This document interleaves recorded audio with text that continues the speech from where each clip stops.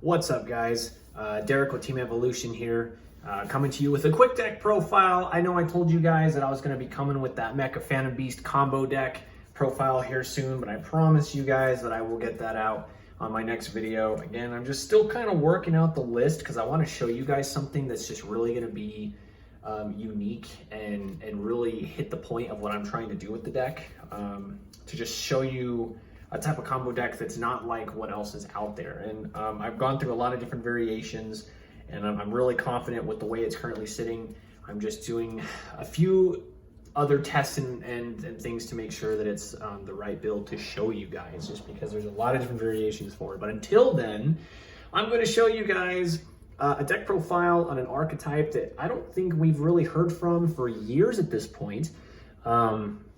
And that's Qliphorts. Qliphorts are renowned as one of the two pendulum archetypes that just like kind of broke pendulums in a way back when they first came out. I mean, like Performance Pals and things like that were obviously a really broken deck, but then Qliphorts was another deck that when it was at full power, it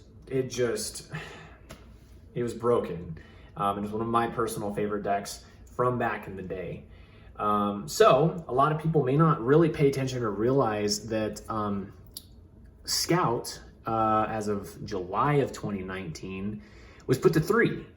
So the deck is at full power, and you know, I've been playing around with it quite a bit, and it surprisingly is unpredictably good.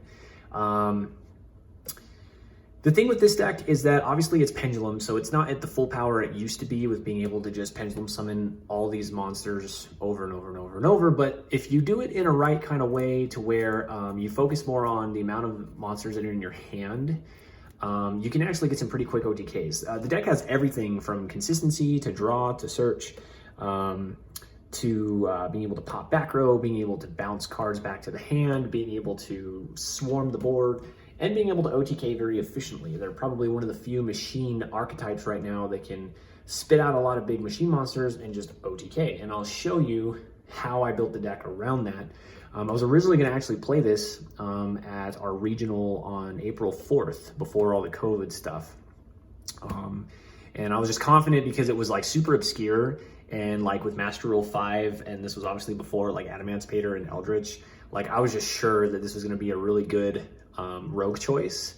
And I was testing it, and it was doing great online and with a couple friends. So I was like, you know what, I'm gonna just go for it. So yeah, I'm gonna show you that deck. Let me know what you guys think of the deck profile. Give it a like and a subscribe. I'm trying to get back to 1,000 subscribers. And once I get to 1,000 subscribers, I will do my first giveaway. So let's get into the deck profile. If you're not familiar with Qliphorts, I'll explain them. If you are, I hope you like this profile. It's actually a pretty simple deck profile, but it packs a lot of punch in the current meta. So, all right, so starting off, we got 3 Qliphort Scout. This is the OG Golden Castle or whatever, not Golden Castle, but whatever the Eldritch has as their pay 800 to search. This is the OG variation of it. You pay 800 life points to search for any Qli card. This is basically the Qliphort engine. Like, you want to see this card 100% of the time. A lot of people used to joke around saying that if you didn't, you pretty much lost, but that's not always the case. I've pulled out some pretty clutch wins even without opening the card, but because it's at 3 now, you see the card a lot more, which obviously just helps with the consistency of the deck. Plus, it's got a good 2,800 defense, so sometimes you can pendulum summon this in defense position and just sit on it. Yeah, so happy to have Scout back at 3. Next, we have 2 Monolith. So Monolith, when he's in the pendulum zone, at the end phase of the turn, if you tribute summon, you get to draw cards equal to the number that you tributed. This used to be a big part of Towers Turbo. Yeah, Towers, Qliphort Towers just isn't good anymore with Link monsters. It's just super easy to get rid of.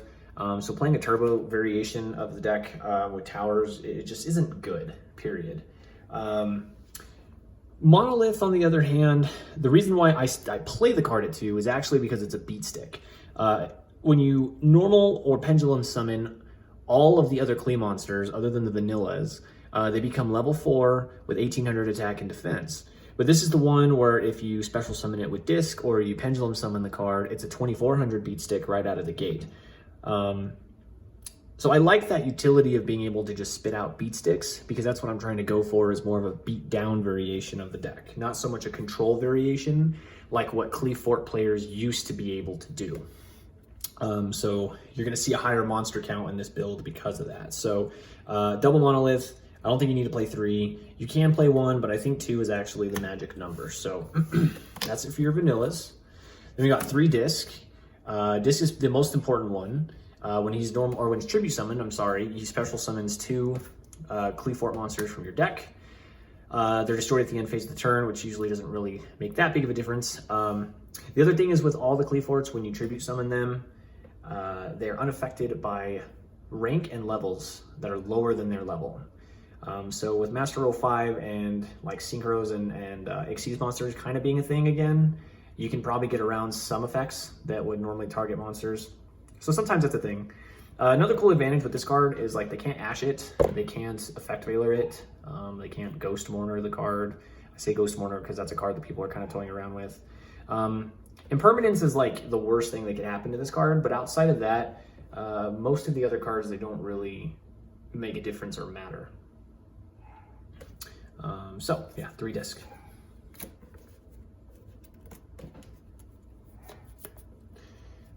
Next we got 3 Qliphort Stealth. So Qliphort Stealth is probably one of the best cards in the deck. This is a spell speed 4 that when it's tribute summoned, you can take any, or you can target any card on the field and return it to the hand, and your opponent can't respond to it. So this card is fantastic for just clearing boards. You tribute, like, let's say you tribute like a Carrier and Helix, which I'll show you in a second. You make this on top of the chain. Say you tribute a Carrier and a Helix and you make this chain link 3. They can't respond to it, so they can't negate it with like an Appaloosa. They can't negate it with anything that's a monster, or like anything. No spell trap, nothing. Like, so sometimes this card can come down. Your opponent's expecting maybe you play disc or something else, and this just helps you break boards. It's probably like this is the one card that can help keep the deck kind of a control deck. Yeah, it's broken. Like, Stealth is probably the best Qli altogether, but it's not the most important. But it's really, really broken. And then 3 Carrier and 3 Helix. So Carrier, when he's tributed, he bounces a monster, and when Helix is tributed, he pops back row. So I mean, that's just, you're playing as much as you can of them, because you have to. Play 1 Cephalopod and 1 Shell. So these are mostly just extra bodies, because again, like, the point of this variation is to get OTKs. You kind of want to be able to pendulum summon a lot of Qliphorts from your hand. So by doing so, you want to have more bodies. And these are like the 2 worst Qli monsters, but they're like niche in their own ways. This can OTK on its own, which I mean is pretty good. It can attack twice and pierce. And then Cephalopod is a little bit more situational. It counts the number of monsters in each player's graveyard, and then if your opponent has more, it burns them by 300 for each, and then you gain the same amount of life. So in a lot of like high monster count decks, this could be really clutch in just inflicting a ton of damage.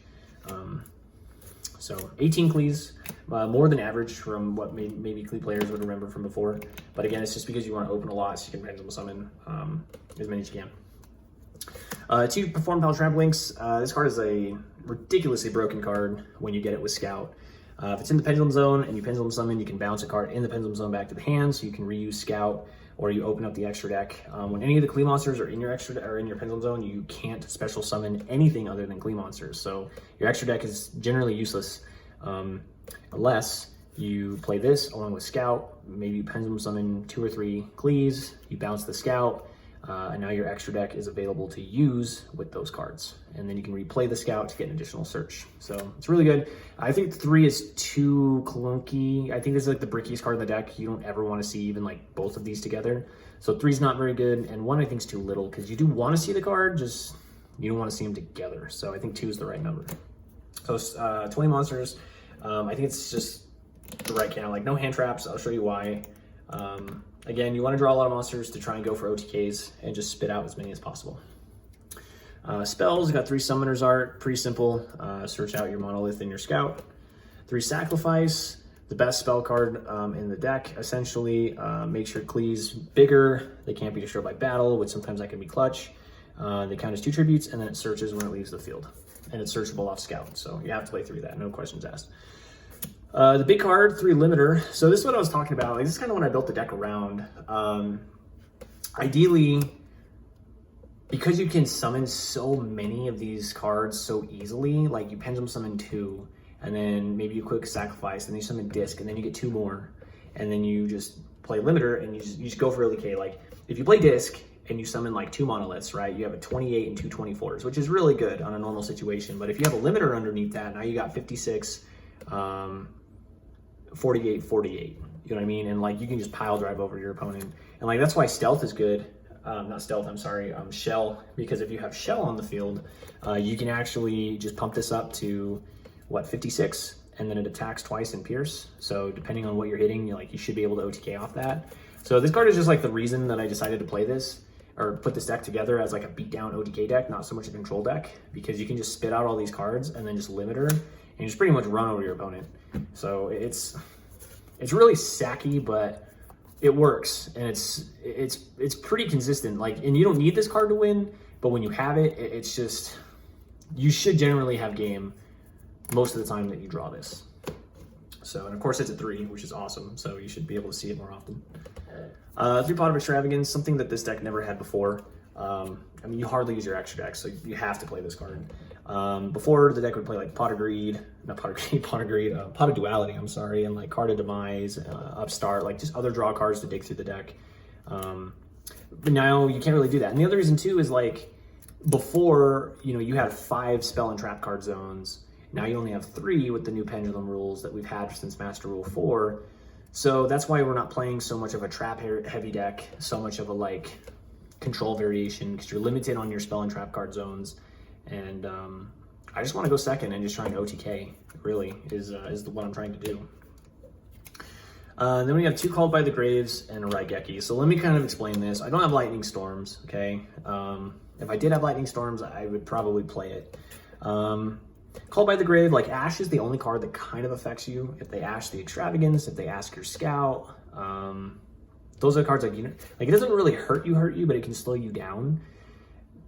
So I figured Called by the Grave is probably a good card to put in here. And then Raigeki, again, I don't have Lightning Storm, so I figured it's a power spell. I could play it.